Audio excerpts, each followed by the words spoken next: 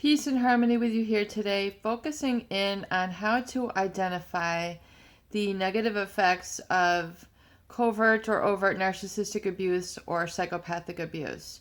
Now, realize that the narcissistic personality disorder is within the cluster B personality disorders as defined by the DSM-5R. The cluster B personality disorders, which are typified by a heightened sense of self superiority, really without commensurate achievements, as well as coupled with a lack of empathy, which means an inability to understand the feelings, needs, wishes, desires of another. So even though they express themselves in a number of different ways, from pathological lying, gaslighting behavior, shifting of blame onto others, scapegoating, all the various and sundry ways that they will manipulate, realize that they have a very deleterious and negative impact on the individuals in their life. And oftentimes, especially, and if you want more information on that, I have a number of different videos. We'll go over the various sort of tactics. We're going to, continue to go over those and review those so you can become better aware of it, so you're not have such a propensity to be victimized.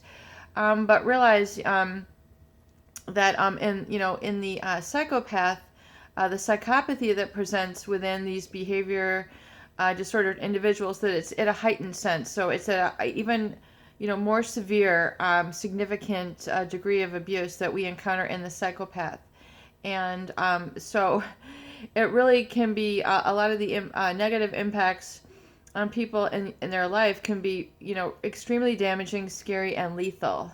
And so when I talk about the negative impact, and how it presents in your life, I hope these tools are going to be able to help you really better define and separate from the toxic source, the source of the anxiety, depression, the cause of all that sort of negative chaos and conflict in your life, because really it can become quite exasperating and damaging. And realize that oftentimes that the main goal, the main outcome of narcissistic and psychopathic behavior is to result in suffering, is to result in a sort of dismantling of emotional stability in the other person. So realize that oftentimes narcissistic abuse comes with malintent. In other words, it's not just, it's just not a negative treatment. All the, the pathological lying, they're devoid of impulse control, the lack of positive mirroring and positive presence in your life. Not only is it oftentimes a withholding of what you need, but oftentimes it's done with an intent to hurt, destroy, maim, and cripple. Especially when we see in the psychopath, they absolutely positively have a malintent at the end result of their manipulation tactics. So they actually manipulate and exploit and control and have power over others, specifically for the purpose of hurting other people. They get a very pathological, unhealthy sort of juice, arousal, and excitement or feeling of pleasure and accomplishment out of hurting other people. And whether it's hurting them physically, emotionally, financially, devastating, their life in ruins so that they can no longer function. Oftentimes that is the intent of especially the psychopath, and to some degree that of the severe narcissist. So, if you're encountering that, it's very important to identify its negative impact in your life, and then take the reins back in your life so that you're not just losing a lot of your emotional strength, a lot of your emotional integrity, your personality onto this person, because really that is that is their goal. It is the goal of supply. It is that you are there to be there for them, to be their source of supply, their nutrient to their facade, if you will, to be the one who is constantly giving them admiration, attention, your time, your support, being overpowered by these people, the constant being controlled by them. They need They need supply to have control over. They need to have supply to control, to have power over, and you don't want to be that. So the first, because it's very damaging. It can be very destructive, and on an emotional level, really create a chronic sort of pain and an addiction to this vicious cycle. So people oftentimes find them so caught up that they're identifying with the abuser, which is very much like the Stockholm syndrome, where you're identifying with your captor. You can't you can't separate, and so you have a tendency to control and or succumb to their control, and really abide by their power over you, and you almost become just part of them, so depersonalized that you're just acting out of their wills, their will, whims, and wishes, and you find it very difficult to break free and kind of come back to your senses, if you will. So it can be very insidious. It can really have a grip on people. It can be very difficult to overcome the symptoms of anxiety, depression, sort of the brain fog of being confused, but really the addiction also, which creates like you constantly be thinking about them, have an incessant constantly thinking about them, even in inappropriate times, constantly, even like waking up with thoughts of them. It's just impacted you. It's embedded itself so deeply into your subconscious that it's really overwhelming your personality. And why it's so difficult is because it is an addiction. And in the beginning, it very much was maybe a pleasurable person, pleasurable activity, pleasurable thought, that you were enjoying with this person. And of course they realize this, they know this. So that's why it's oftentimes done in a very pre-calculated, meditated manner. In other words, they know the outcome even before you've experienced it. So, it's really important to, identify what is going on, and really, how to separate, how to remove yourself, how to really, break free of this. The first step is acknowledging. And I would say, to that awareness, becoming aware that there's these types of people, but you also need to become aware of its impact on you, and really to identify what are the traits and symptoms of an addiction versus love. I think very oftentimes people are confused between this. The feeling that they have, they interpret as love, that, they're constantly, incessantly thinking about this person, waking up, texting, feeling like they can't really live their life without this person, feeling like, if they just could talk with this person that they would change and everything would go back to normal, quote unquote. I mean, this is, this is not only wishful thinking, this is addicted thinking, this is brainwashed thinking, this is Stockholm syndrome thinking, where you're so attached and so in denial, that you're out of control. This person has their grips on you. They have overwhelmed you at this point. They have effectively brainwashed, gaslighted you to the point where your sense of reality is kind of like altered, and it's you don't have the sense of stability and identification with your emotions. Everything is out of whack, and a lot of people even enter into, I would say, a state of shock and post-traumatic stress syndrome, where it's just like they're completely fearful, in a state of terror.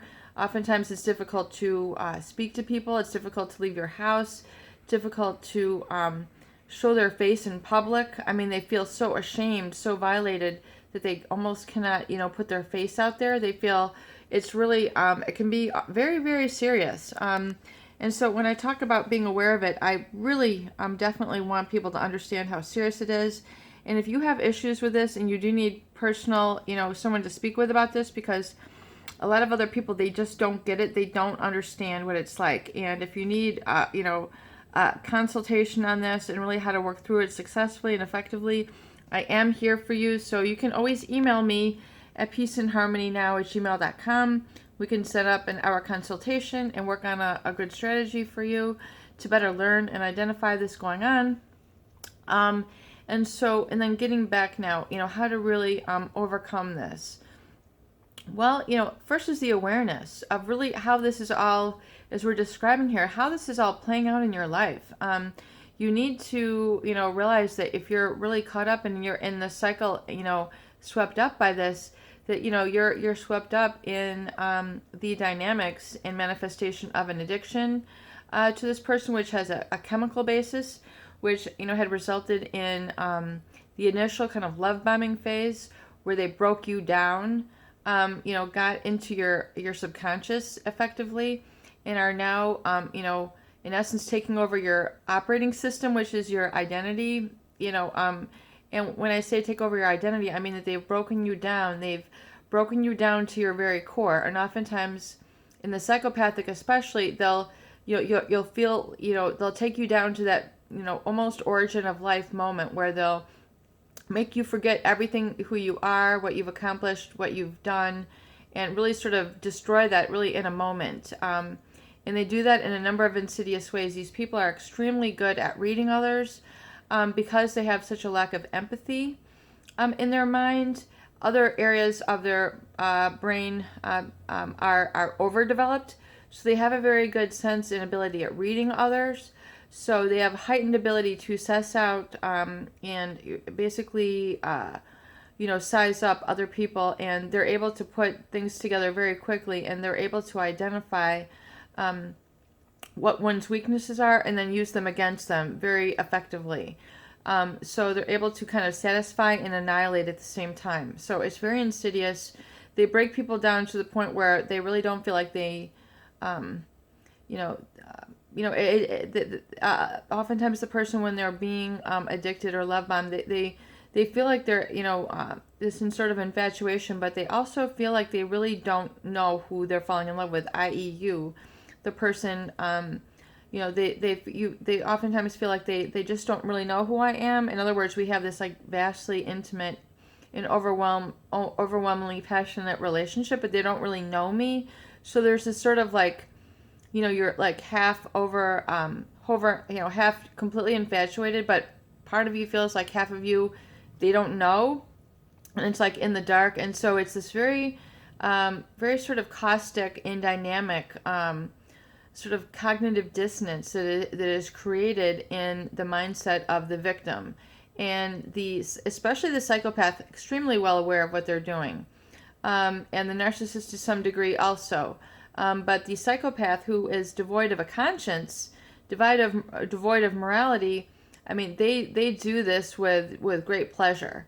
They break people down and destroy them and see them wreathing in emotional pain, physical pain, financial pain, with great sense of accomplishment and pleasure. It's a very sick, sort of insidious thing that you want to break free from right away. So, number one, I recommended all this, and I could go on for many videos on this, but I do want to be respectful of your attention, but realize that, the number one you have to do is go no contact. In your awareness of this, just identifying that, emerging out of the denial, emerging out of the isolation, then, is the awareness that something is wrong, identifying that this is not good for you. It is not, it's very unhealthy. It's very maladaptive, and it's very, it's going to be very uncomfortable for you. It's going to be actually perhaps very dangerous. Dangerous meaning that it's going to create so much confusion and depression and sadness. They can be very crippling. It can be very difficult to focus. It can be very difficult to concentrate. It'll be very difficult to get over that grief because it's so hardwired now in people's systems when they go through this. So you need to, in essence, clear them out of your system, cleanse them out of your system, and that is most effectively done by going no contact. Absolutely, positively, 100%. Remove them from your life. Remove them from your phone, remove them from your environment, get rid of their numbers, pictures, gifts that they've given you. Sometimes people hold on to one item just to remember how severe it was, but you'll get to the point where even you want to get rid of that. You need to rid your environment of all this. It's toxicity, insidious effect that it's had on you. You need to remove it all and stop communication, stop looking at them, stop talking to them, Stop staying with them. Stop going out with them. Stop trying to make amends with them. Stop trying to, work things out, hash things out, come to closure. There is no closure with these people. They will continue to taunt you, tease you, suck you in, hoover you in, get you back, even if it's for a moment, a day, as long as they can. I mean, they're going to make one little comment just to see if they can, how they're going to test the waters. I mean, it's just, it's there, and it's done without any sort of connection or respect for you. It's done, I mean, just without, it's just what they do. It's just what they do. And as you get more advanced in your healing, I think you're going to say, peace and harmony, oh my God, she knew what she's talking about. And you're going to come back to this. So even if you're struggling, you've got to give yourself a chance to go no contact, because they will try to hoover you back in just for fun. I mean, it's like they're doing it just for fun. It's a very sick, insidious thing. And they're doing this to another human being. And even though they're completely destroyed, crying, on the floor, breathing, can't go to work, can't function, can't, hold relationships right now, can't show your face in public, yet these people are still contacting the abuser, still trying to work things out with them, still trying to understand them, still trying to discuss, why did you do this? How did you do this? What is going on? I feel this way. You're terrible. Rage, throwing things, breaking things, calling people, calling their family, calling their work. I mean, you could spend, hours, months, in this sort of tirade until you say, you know what, you've got to jump off that, roller coaster. It's meant to brainwash you. It's meant to gaslight you, which means get you completely addicted and essentially out of your normal waking mind. And it's gonna, you're gonna feel very unhappy, almost sick, for a little bit, but you have to go no contact, because that's the only way for your mind to detach from all the crazy making and cognitive dissonance that has been, that has you engulfed, that has you entrenched. So then, you can begin to reset yourself, and please utilize all the various tools that we discussed here on this channel to get yourself back on track. The recovery journal, the affirmations, the recovery date, the recovery gift, the vision board, the affirmations, the I am, if need be, consult with myself, consult with a mental health professional, go to your primary care physician, seek help, but, definitely seek help from someone who gets it and understands it. There are many people in the mental health system or, healthcare system who don't really understand. They don't get the severity, the PSD, the complex PTSD, the brainwashing and gaslighting. So if you are encountering that and do need specific assistance, you can always contact me, peaceandharmonynow@gmail.com, and I'd be happy to work with you on your individual case, as it is something I do understand and I can assist you with. So please do take care of yourself, declare the boundaries, and go no contact. And utilize all the other tools that we discuss here. It is going to get better. Peace and harmony with you here today. I hope these videos do help. Please share and please subscribe for more great tools, videos, discussion, and support.